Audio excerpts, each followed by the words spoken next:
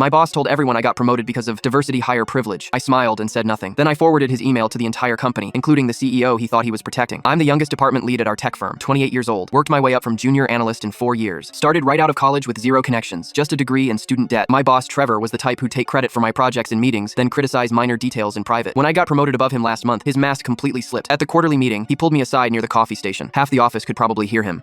Everyone knows you only got this because of optics. I asked what he meant, even though I knew exactly where this was going. He smirked, leaning against the counter. You're checking boxes. That's your real skill, not the work. I felt my face get hot, wanted to snap back. Instead, I just picked up my coffee and walked away. Didn't argue, didn't defend myself. Just went back to my desk and kept working. What Trevor didn't know was that he'd been sloppy, really sloppy. He'd been sending emails to his golf buddies using his work account for months. I'm talking detailed complaints about unqualified hires, long rants suggesting my promotion was forced diversity nonsense from corporate. He called me a placeholder in one email. Said I'd be managed out within a year once the publicity died down. The idiotic part? He sent these during work hours. From his company email to other executives at our company. IT policy gives department leads access to audit company emails for compliance purposes. It's supposed to be for reviewing client communications and making sure nobody's leaking confidential information. I'd been cleaning up our team's records, reorganizing our digital files, doing the boring administrative work. Trevor always avoided. That's when I found everything. Screenshots of conversations going back 6 months, before I even applied for the promotion. Him lobbying against me, suggesting other candidates. Using language HR would absolutely classify as discriminatory. Some of it was worse than I expected. Some of it made me physically sick to read. I didn't leak them to the press, didn't post them online, didn't forward them to my friends to vent. I followed protocol exactly. Sent them to HR with a formal complaint. CC'd the CEO and the chief legal officer. Attached the promotion metrics showing I'd outperformed Trevor by 40% across every measurable category. Client retention, project delivery, team satisfaction scores, revenue generation. I included peer reviews from other departments, quarterly reports going back 2 years. Everything was documented and professional. Then I waited. HR called me in the next morning. They seemed genuinely shocked, which surprised me. The head of HR kept apologizing, saying they had no idea this was happening. Legal was already involved. They asked if I felt unsafe, if I wanted to transfer departments, if I needed time off. I said no to all of it. I wanted to keep doing my job. Trevor got fired within 3 days, escorted out by security on a Thursday afternoon. He tried to take his personal items, but they wouldn't let him touch his computer. Someone from IT came and packed up his desk while he stood there watching. Half the office saw it happen. The CEO sent a company-wide email that Friday about accountability and merit-based advancement. Didn't name Trevor specifically, but everyone knew exactly who it was about. The email outlined new training requirements for all management, emphasized zero tolerance for discrimination, mentioned recent violations of company policy. Trevor's golf buddies started acting differently after that. 2 of them, both VPs, got called into performance reviews the following week. They both resigned within days, took severance packages and signed NDAs. The Whisper Network said legal had found their email responses to Trevor. They'd encouraged him, laughed along, added their own comments. The department Trevor used to run got absorbed into mine. I inherited his reports, his budget, his projects.